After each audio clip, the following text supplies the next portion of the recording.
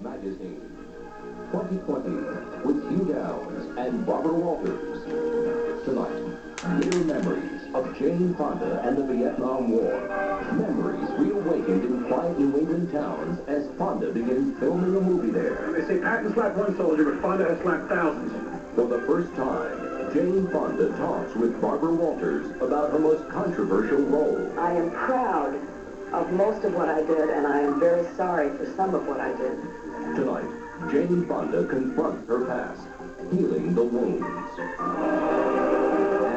And these young people claim they've seen the Virgin Mary.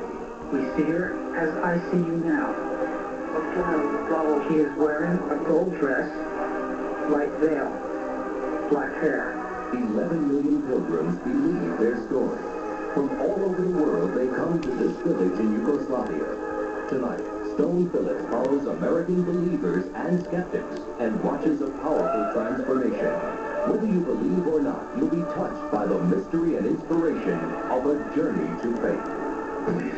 Plus, the World Series of Birdwatching. Americans by the millions are taking out their field glasses and flocking to the great outdoors, all to track their feathered friends. John Stossel looks at why these bird watchers are obsessed and follows the best of them as they go searching for the birds. It has been 16 years since Jane Fonda visited Hanoi and North Vietnam. In the years since, she has become a highly respected actress. Her workout videos are bestsellers, and she's led a quiet, private life as the mother of two and the wife of Tom Hayden, a California legislator. But the controversy over her political activism all those years ago remains. In fact, since word got out that we were doing this story, our switchboard has been overwhelmed with angry phone calls. And it's this, of course, her political past that is currently arousing bitter protest in an otherwise quiet corner of New England. She's filming a new movie there this summer, one that has nothing to do with Vietnam. But Fonda's mere presence has stirred strong feelings. It all goes back, of course, to her anti-Vietnam War activity. And tonight, Jane Fonda speaks to Barbara openly about her contentious past and her feelings about this now as she confronts the heat of the moment. The Pioneer Valley, tranquil, historic, and along this section in western Massachusetts, almost quaint. The small cities of Holyoke and Chicopee, nestled in this lush valley, seem an unlikely site for conflict, but it's here. You can almost hear a town crier. Jane Fonda is coming. Jane Fonda is coming. Do not make this woman feel welcome in a city of chickens. I think Jane should make her movie on Paramount Lot in Hollywood or wherever, but anywhere but chicken. And further south, in the Connecticut city of Waterbury, the same controversy is bubbling. This one-time mill city where the Industrial Revolution flourished and then faltered is also a location for the Fonda movie. I believe the citizens of Waterbury are not Fonda, and that is what the outcry is right here. What she did, there is no excuse for. There's never been an apology for. And they say Patton slapped one soldier, but Fonda has slapped thousands.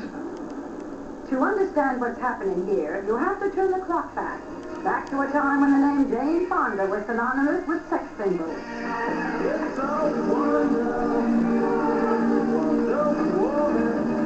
The time is 1968. The movie Barbarella.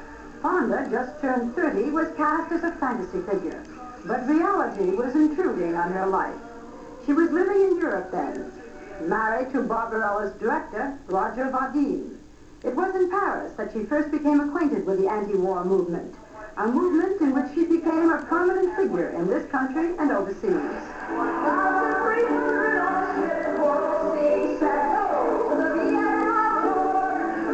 She traveled with a road show called Free the Army, performing anti-war skits for GI. Oh, sir!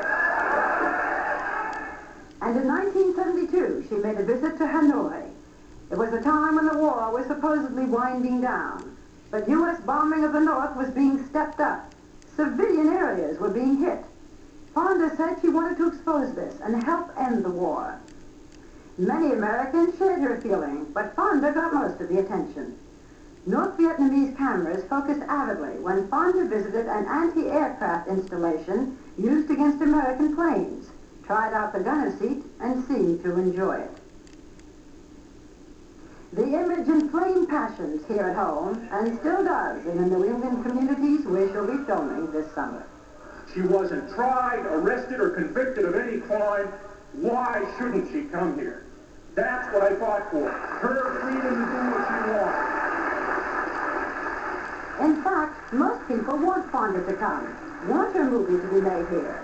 The majority attitude seems to be forgive and forget, and many feel the movie would be a boost to the area's economy. But a continent away, the controversy bothers Jane Fonda. So much so that as she prepared to leave California for her trip east next week, she asked if we would talk with her about it. It was the first time she had talked at any length about that period in her life, in the country's life, that left so many scars.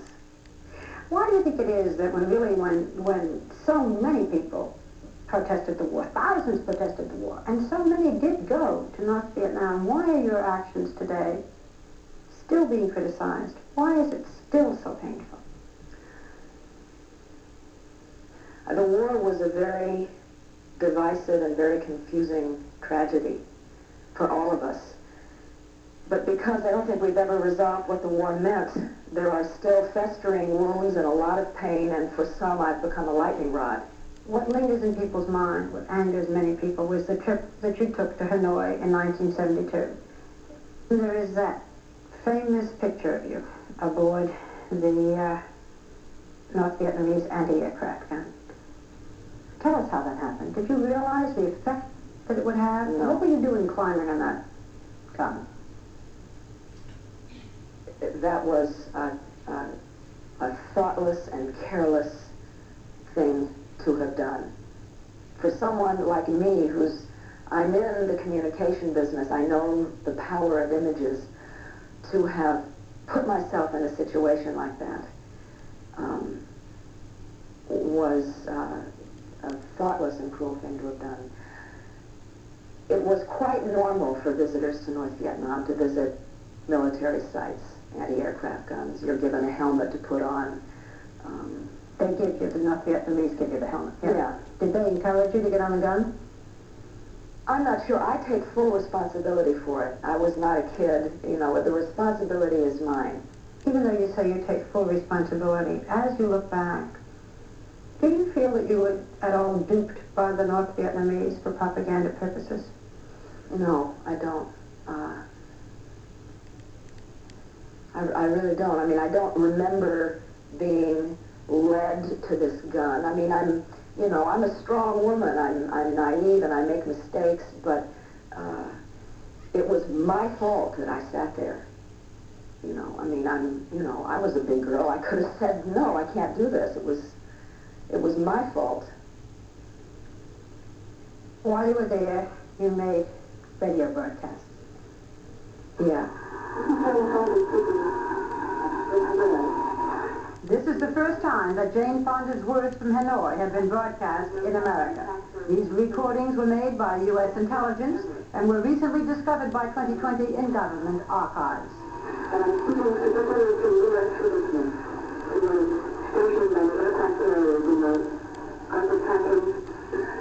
know what the officers tell you, those of you who drove the band on the plane. But one thing that you should know is that these weapons are illegal, and the use of these bands, or the condoning the use of these bands, makes one a real criminal. You asked American soldiers to disobey their orders. You called their officers, the ones who were saying drop the bombs, you referred to them as war criminals.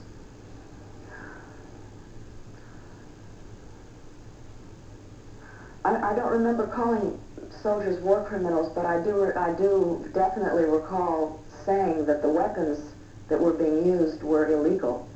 They'd been outlawed by the rules of warfare. I wanted to say to them, let's think about what we are doing, all of us, because it's as much an American tragedy as it is a Vietnamese tragedy. Among the people listening to the broadcast, and maybe the people that might have particularly affected, were some of our prisoners of war. We spoke to one of them. He is not necessarily representative of the way former prisoners of war feel about you. I know that you've met many of them, and I know that you touch each other. But this is a point of view. We would like you to hear it. When you hear an American citizen speaking on the loudspeakers on the streets in Hanoi and you're in a cell block, it has a great impact. It's kind of hard to keep going. I felt betrayed and hurt. Now, looking back at what happened through the years, I understand why so many Americans were dissenting over Vietnam. But I don't think that right to dissent extends to the capital city of the enemy in time of war. This is Captain Eugene McDaniel, and he was in a North Vietnamese prison and heard your broadcast. Do you have any reaction to that?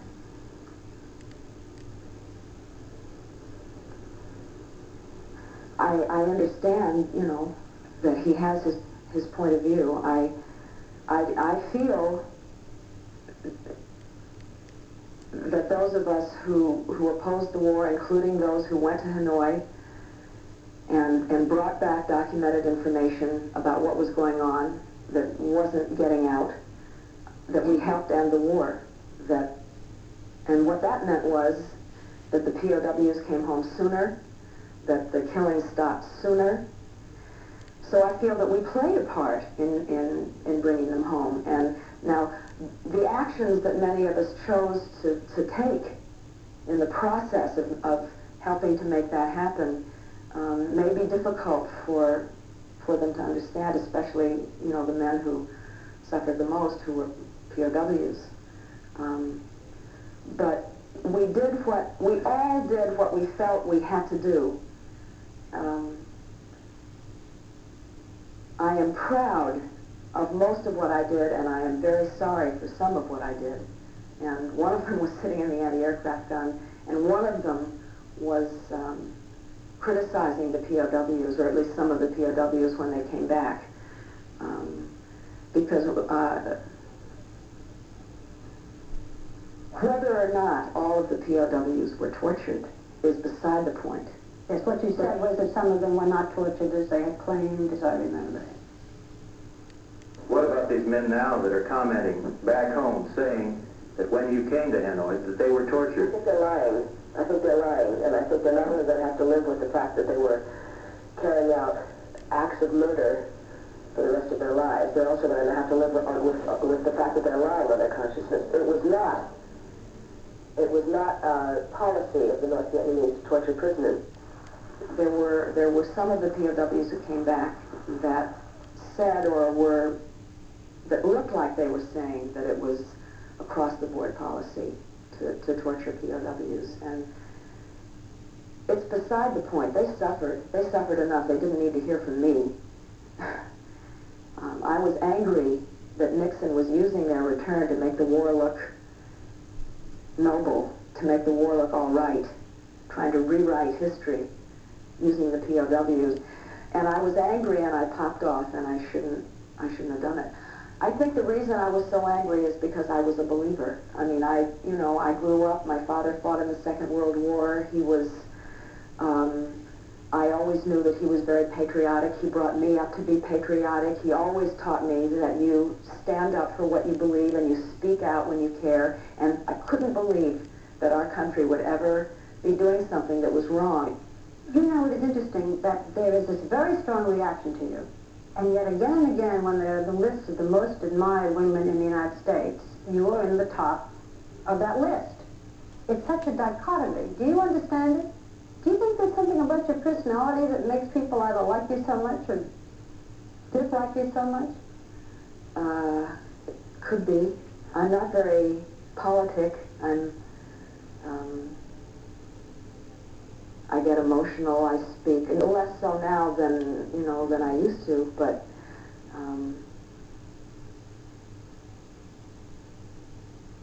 perhaps there was something about the way that I expressed myself